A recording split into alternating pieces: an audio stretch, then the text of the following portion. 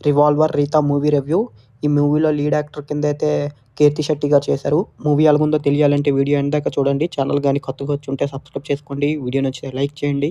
Video ఎలా అనిపించిందో కిందన కామెంట్ సెక్షన్‌లో మెన్షన్ చేయండి. ఇంక మూవీ విషయానికొస్తే మూవీ అయితే పర్లేదు. అక్కడక్కడ కొన్ని ఓ 2, 3 సీన్‌లు బాగున్నాయి అంతేగాని మూవీ అయితే పెద్ద చెప్పుకునేంత గొప్పగా లేదు.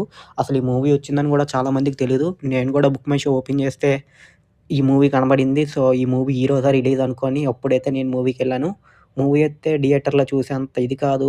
ఓకేగా రిలీజ్ అయింది. పెద్ద ప్రమోషన్స్ లేవు మూవీలో అయితే. మంచి కంటెంట్ కూడా ఏమి రిలీజ్ చేయలేదు. అసలు ట్రైలర్ కూడా చూడలేదు ఈ మూవీది అయితే నేను. డైరెక్ట్ మూవీకెళ్ళాను.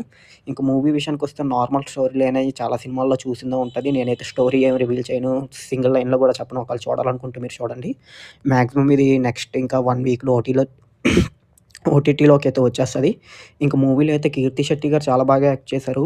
ఆహ్, 'కీర్తి శెట్టి' గారు తను ఒక్కరే తన షోల్డర్స్ పైన సినిమా అయితే లాక్కొనెళ్లారు. ఏదైనా ఒకళ్ళ మూవీ చూడాలి అనుకుంటే ఒక 'కీర్తి శెట్టి' గారి గురించే చూడాలి.